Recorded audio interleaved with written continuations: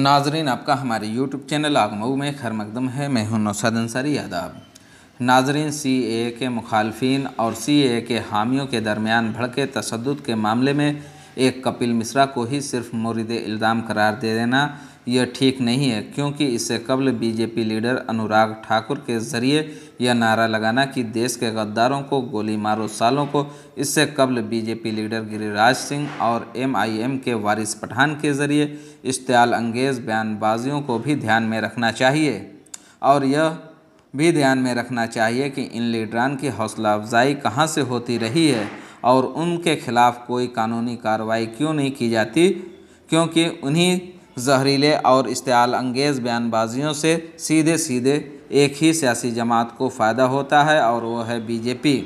उनकी हौसला अफजाई किसने की, यह भी साफ तौर से वाज़ह है कि एक सेकुलर जमहूरी मुल्क का वज़ीर आज़म इलेक्शन के दौरान सिर्फ वोट हासिल करने के लिए यह कहे कि आप कपड़ों और लिबास से पहचाने, और वहीं दूसरी जानिब इसी हुकूमत का दूसरा सबसे पावरफुल लीडर यानी वज़ीर दाखिला वोट हासिल करने के लिए यह कहे कि आप EVM का बटन इतना ज़ोर से दबाएं कि शाहीन बाग में ज़ोर का करंट लगे।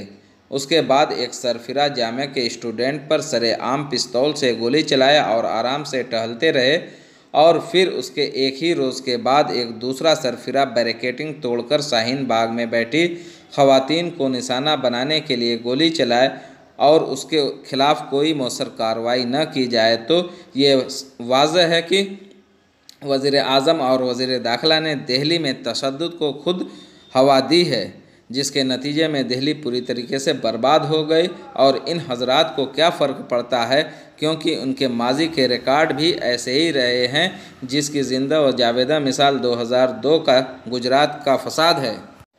उन्हें तो इंसानों की लाशों पर गुजरकर सिर्फ वोट ही चाहिए और उसकी लज्जत भी उन्हें काफ़ी दिनों से मिलती रही है। इसलिए इन सब के ऊपर अदालत उज़्मा यानी सुप्रीम कोर्ट के ज़रिए सख्त से सख्त कार्रवाई होनी चाहिए। दिल्ली जलने के बाद भी न तो वज़ीर आज़म ने उन इलाकों का अभी तक दौरा किया है और न ही वज़ीर दाखिला, बल्कि कौमी सिक्योरिटी एडवाइज़र अजीत डोभाल को भेजकर मुतासरा इलाकों का दौरा कराया गया, जिससे यह साफ तौर से वाज़ह होता है कि हुकूमत हिंद दिल्ली फसाद को लेकर कितनी हसास है। दिल्ली तशद्दुद में फसादियों के ज़रिए करोड़ों रुपए की इमलाक बर्बाद कर दी गई और 22 अफराद को बेरहमी के साथ मौत के घाट उतार दिया गया, जिसमें एक पुलिस अहलकार भी शामिल है। शायद अब इन लीडरान के कलेजे की आग को कुछ राहत मिली होगी, क्योंकि वो काफ़ी दिनों से इसी के मुंतज़िर थे। जहाँ तक दिल्ली पुलिस की बात करें तो इन 6 सालों में जो पुलिस का रवैया रहा है वो इंतहाई शर्मनाक है। जिस मुल्क की सिक्योरिटी फोर्सेस के अंदर फ़िरकावारियत पैवस्त हो जाए, उस मुल्क की सालमियत और वजूद ही बाकी रहना मुश्किल हो जाता है, क्योंकि अगर किसी एक मज़हब या कौम के अफराद को मज़हब की बुनियाद पर पुलिस इंतज़ामिया ही इम्तियाजी सलूक करते हुए तशद्दुद का निशाना बनाए और दंगाइयों के साथ मिलकर दंगा कंट्रोल करने के बजाय दंगे में शामिल हो जाए, तो फिर उस कौम के अफराद किस पर एतमाद करें, यह एक बड़ा सवाल है। क्या इस फसाद में दिल्ली के उन 22 अफराद की हुई मौत से CAA का प्रोटेस्ट बंद हो जाएगा? क्या दिल्ली को जला देने से हिंदुस्तान के सेकुलर अवाम मुजाहरा करने से रुक जाएंगे? हिंदुस्तानी हुकूमत को अगर अजीत डोभाल के ज़रिए यही पैगाम देना था कि हम सब हिंदुस्तानी हैं और आपस में मिलकर रहेंगे, तो फिर उन हुक्मरानों ने जानबूझकर क्यों जहर अफसानी की? क्या इन फसाद से हिंदुस्तान का मुसलमान हिंदुस्तान को छोड़कर चला जाएगा? क्या इन जहरीले लीडरों के ज़रिए नफ़रत फैलाने से हिंदुस्तान की हज़ारों साल की गंगा जमनी विरासत हमेशा के लिए ख़त्म हो जाएगी? अगर ऐसा आप सोचते हैं तो कतई ऐसा होने वाला नहीं है। इतना ज़रूर है कि उनकी नफ़रती बयानबाजियों से मुल्क और हम सबको कुछ ज़रूर वक्ती नुकसान हो सकता है, लेकिन उनके मंसूबे कभी भी कामयाब नहीं हो सकते।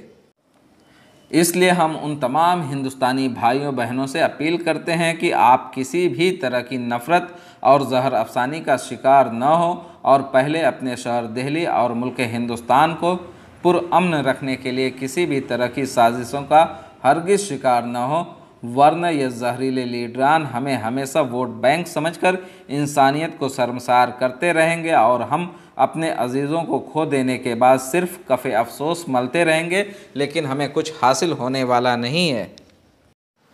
आइए नाज़रीन, हम आपको दिखाते हैं अजीत डोभाल ने आज दिल्ली के उन इलाकों का दौरा किया और लोगों से मुलाकात की। इस दौरान वो कहां कहां गए, आइए पूरी तस्वीर हम आपको दिखाते हैं।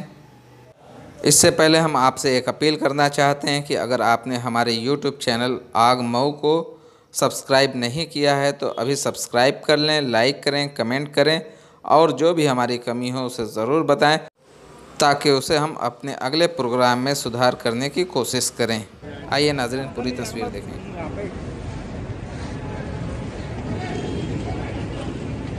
अंदर जा रही है, बुलाएं अंदर को। हाँ बुलाओ।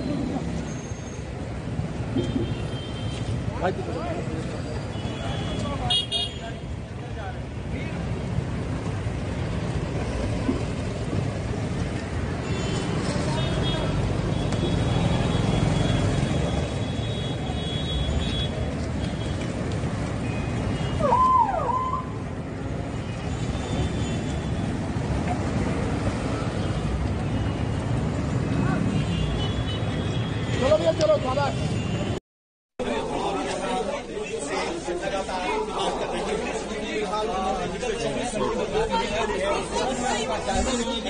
अजीत सर क्या सिचुएशन है? अजीत सर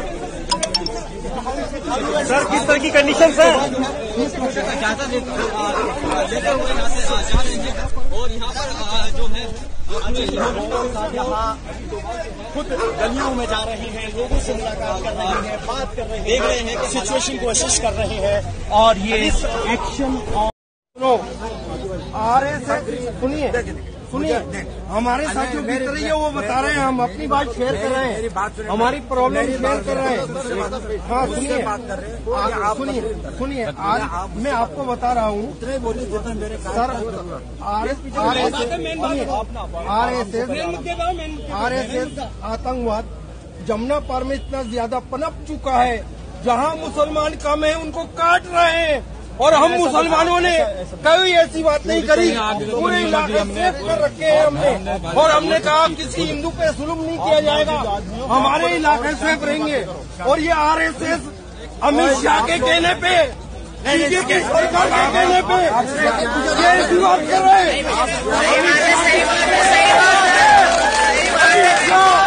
बीजेपी जो आपके पड़ोसी वगैरह हैं सबके साथ जरा सा भी कोई तकलीफ हो आप पता नहीं है, सारी की सारी फोर्स अब ये यहाँ पर इसीलिए लगी है ताकि आप लोगों की सुरक्षित किया जाए। क्या नाम है आपका? रामपाल। नहीं रहते सभी केयरफुल।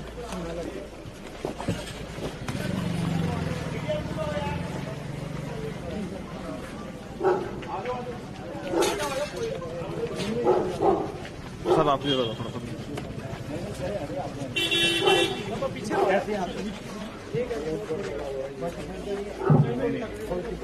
सुरक्षा भावना तो